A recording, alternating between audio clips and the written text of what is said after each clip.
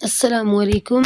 अच्छा, जो हमारा नेक्स्ट टॉपिक है वो हमारे पास है मैकेनिज़्म ऑफ एंजाइम एक्शन, कि किस तरह एंजाइम, हमने पीछे बात की थी ना यूजेस ऑफ एंजाइम में, कि एंजाइम जो है वो इस्तेमाल होते हैं डिफरेंट प्रोसेसेस करने में। ठीक है, मतलब स्टार्च को तोड़ने में, प्रोटीन स्टेन को तोड़ने में, अब किस तरह वो काम करते हैं, किस तरह एंजाइम एक्शन होता है, ये हमने बात करनी है। तो एंजाइम्स पूरे का पूरा रिएक्शन में इन्वॉल्व नहीं होता। अगर मैं कहूँ ये एक एंजाइम है तो पूरे का पूरा एंजाइम रिएक्शन में इन्वॉल्व नहीं होगा।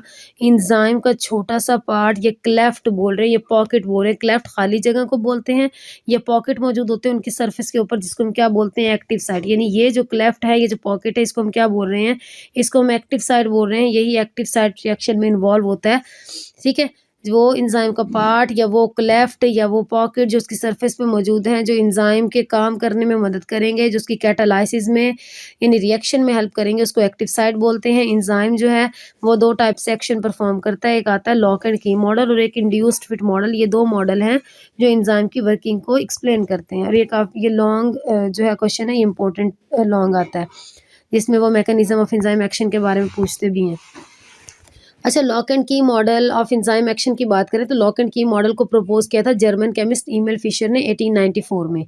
1894 में जो जर्मन केमिस्ट था इमेल फिशर, इसने इसको सबसे पहले जो है इंट्रोड्यूस करवाया। और इसने क्या कहा, उसने कहा जो एक्टिव साइट होती है ना एंजाइम की, वो फिक्स्ड स्ट्रक्चर होता है। अच्छा, लॉक एंड की इसे एक्सप्लेन करने का मेथड यही था कि एक एंजाइम है, उसके लिए स्पेसिफिक सबस्ट्रेट होता है। यानी अगर प्रोटीन है उसके लिए एंजाइम प्रोटीएज ही होगा। ठीक है, तो वो यहीं पे बता रहे हैं कि जिस तरह एक स्पेसिफिक की होती है और एक स्पेसिफिक लॉक होता है, उस स्पेसिफिक लॉक को एक की ही अटैच होती है और कोई की अटैच नहीं हो सकती। इसी तरह वो ये कह रहे हैं कि एंजाइम की जो एक्टिव साइट होती है ना, वो फिक्स स्ट्रक्चर होती है, उसके ऊपर उसी के मुताबिक सबस्ट्रेट आके अटैच होता है, कोई और सबस्ट्रेट उसके ऊपर आके अटैच नहीं हो सकता। सबस्ट्रेट वो सब्सटेंस है, जैसे प्रोटीन है, प्रोटीन सबस्ट्रेट हुई और एंजाइम प्रोटीएज हुआ, क्योंकि प्रोटीएज ही प्रोटीन को तोड़ता फोड़ता उसकी डाइजेशन करवाता है। ठीक है, तो वो एक्टिव साइट जो होते हैं वो फिक्स्ड स्ट्रक्चर होते हैं और जो सबस्ट्रेट है वो प्रिसाइसली फिट हो जाता है मुकम्मल तौर पर सही तरीके से, और क्या बना लेता है, एंजाइम सबस्ट्रेट कॉम्प्लेक्स बना लेता है। यानी एंजाइम था, उस एंजाइम के एक्टिव साइट पे जाके सबस्ट्रेट अटैच हो गया। जब सबस्ट्रेट अटैच हो गया तो नया स्ट्रक्चर जो बनता है उसको क्या बोलते हैं, एंजाइम सबस्ट्रेट कॉम्प्लेक्स बोलते हैं।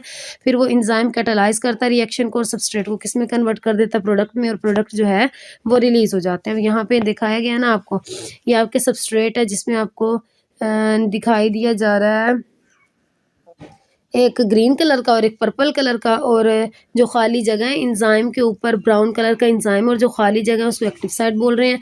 अब आप देख लो जिस तरह का सबस्ट्रेट है, एक्टिव साइट की शेप बिल्कुल वैसी ही है। तो ये प्रिसाइसली एक दूसरे के अंदर यहाँ पे फिट हो रहे हैं। तो फिट होने के बाद हम इसको क्या बोल रहे हैं, जब ये फिट हो जाते हैं हम इसको क्या बोलते हैं, ये बनेगा आपके पास एंजाइम सबस्ट्रेट कॉम्प्लेक्स। ये एंजाइम सबस्ट्रेट कॉम्प्लेक्स के बाद इस सबस्ट्रेट ने इस एंजाइम ने इन सबस्ट्रेट को किस में कन्वर्ट कर दिया, प्रोडक्ट में। प्रोडक्ट आपको एक येलो कलर का मिला और एक स्काई ब्लू कलर का मिला, और ये प्रोडक्ट जो है वो एंजाइम से अलहदा हो गए। अब एंजाइम ऐसे ही जो है दोबारा रिएक्शन करेगा, कोई और सबस्ट्रेट आएगा। हमने इस चैप्टर के स्टार्ट में भी यही बात की थी कि जो आपके पास एंजाइम्स होते हैं ना, वो रिएक्शन के दरमियान हिस्सा नहीं लेते, बस रिएक्शन को स्पीड अप करते हैं, खुद इस्तेमाल नहीं होते। तो आपको यही बता रहे हैं कि लॉक एंड की मॉडल में एक्टिव साइट जो है वो फिक्स्ड होती है, सबस्ट्रेट आके प्रिसाइसली वहाँ पे अटैच हो जाते हैं और एंजाइम सबस्ट्रेट कॉम्प्लेक्स बनता है। फिर उस एंजाइम सबस्ट्रेट कॉम्प्लेक्स को किस में चेंज कर दिया जाता है, एंजाइम्स और प्रोडक्ट्स में, और प्रोडक्ट्स एंजाइम से अलग हो जाते हैं। उसके बाद हमारे पास नेक्स्ट है इंड्यूस्ड फिट मॉडल। अच्छा, अगर हम बात करें इंड्यूस्ड फिट मॉडल की, ये हमारे पास डैनियल कॉशलैंड ने दिया था 1958 में, उसको एमिल फिशर ने दिया था। ये एमिल फिशर ने दिया 1894 में, इसको 1958 में डैनियल कॉशलैंड ने दिया। उसने क्या कहा, उसने कहा एक्टिव साइट रिजिड नहीं होती, एक्टिव साइट सख्त नहीं होती। वहाँ तो हमने बात की एक्टिव साइट रिजिड होती है, सख्त होती है। ठीक है, जब सबस्ट्रेट इंटरेक्ट करते हैं एंजाइम के साथ तो एक्टिव साइट अपने आप को शेप कर लेता है। यानी अगर सबस्ट्रेट की शेप थोड़ी चेंज होगी तो एंजाइम जो है अपनी एक्टिव साइट को चेंज करके रिएक्शन करवा देता है। ये इंड्यूस फिट मॉडल है जो डैनियल कॉशलैंड ने कहा। इसने कहा कि एंजाइम जो है वो रिजिड नहीं होता, एंजाइम अपने आप को सबस्ट्रेट के अकॉर्डिंग थोड़ा बहुत जो है वो चेंज कर लेता है। और जो है ये आपका जो मॉडल था ये ज़्यादा एक्सेप्टेबल था, वो लेस एक्सेप्टेबल था। अब यहाँ पे आपको डायग्राम में बताया भी गया। अब आप यहाँ पे एंजाइम की एक्टिव साइट देखें, ये दोनों की मतलब ट्रायंगल शेप है, लेकिन ऊपर एक रेक्टेंगल आ गई और एक ट्रायंगल आ गई। ठीक है, तो क्या होगा जब एंजाइम ने के ऊपर इस सबस्ट्रेट ने अटैच होना होगा तो सबस्ट्रेट अपनी देखो एक्टिव साइट को जहाँ एंजाइम सबस्ट्रेट कॉम्प्लेक्स से चेंज कर लिया और वो प्रोडक्ट में इसको क्या कर देगा, चेंज कर देगा। यानी एक्टिव साइट जो है इंड्यूस फिट मॉडल के according active site rigid structure नहीं है, बल्कि वो क्या कर लेती है, अपने आप को चेंज कर लेती है according to substrate shape. But according to lock and key model enzyme active site is rigid structure. Enzyme की एक्टिव साइट क्या होती है, रिजिड स्ट्रक्चर होती है।